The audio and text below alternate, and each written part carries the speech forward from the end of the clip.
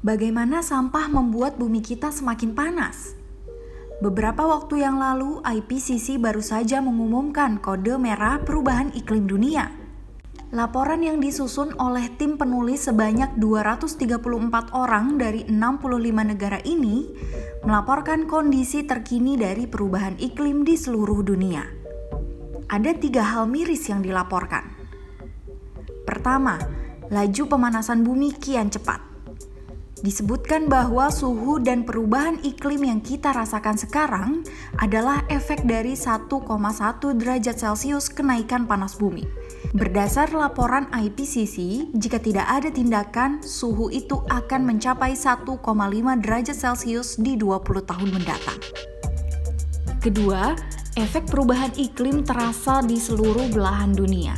Contohnya, kebakaran hebat di Yunani, banjir bandang di Belgia, gelombang panas di Amerika, hingga hilangnya 8 juta kilometer persegi bongkahan es di Arktik.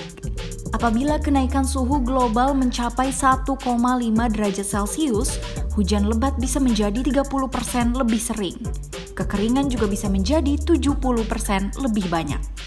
Hal miris yang ketiga, dari total 1,1 derajat Celcius kenaikan suhu, hanya 0,1 derajat Celcius yang disebabkan oleh kejadian alamiah.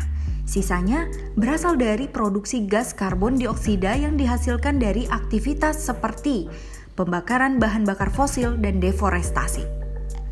Efek rumah kaca menyebabkan lapisan ozon menipis dan bumi kita semakin panas. Hal ini karena sinar radiasi matahari masuk lebih banyak ke bumi. Dan karena lapisan ozon mulai tergantikan oleh gas rumah kaca, panas yang diterima bumi tidak dapat dilepaskan kembali keluar angkasa. Ada berbagai jenis gas rumah kaca, beberapa di antaranya kita hasilkan dari sampah. Sampah yang kita bakar seenaknya menghasilkan gas karbon dioksida dan karbon monoksida. Apalagi jika kita membakar plastik yang mengandung bahan bakar fosil. Beberapa negara seperti Swedia dan Jepang memang menggunakan teknologi insinerasi agar sampah tidak menumpuk di TPA. Tapi proses tersebut menggunakan teknologi canggih yang diawasi ahli agar tidak mencemari lingkungan. Jangan bakar sampah seenaknya lagi ya. Jenis sampah lainnya yang juga berbahaya jika dibiarkan di lingkungan apalagi dibakar adalah sampah-sampah yang mengandung logam atau zat berbahaya. Contohnya, alat-alat elektronik kita seperti komputer, kulkas, atau pendingin ruangan. Jika sudah tidak digunakan, pastikan diserahkan pada agen daur ulang terpercaya atau dikembalikan pada produsen ya. Dan yang terakhir adalah sampah organik kita. Sampah makanan kita bisa menghasilkan gas metana. Gas metan ini bisa dihasilkan dari pembusukan bahan organik dalam keadaan tanpa oksigen. Jadi, kurangi membuang sampah organik dalam keadaan tertutup dan terikat rapat. Lebih baik memproses bahan organik menjadi kompos.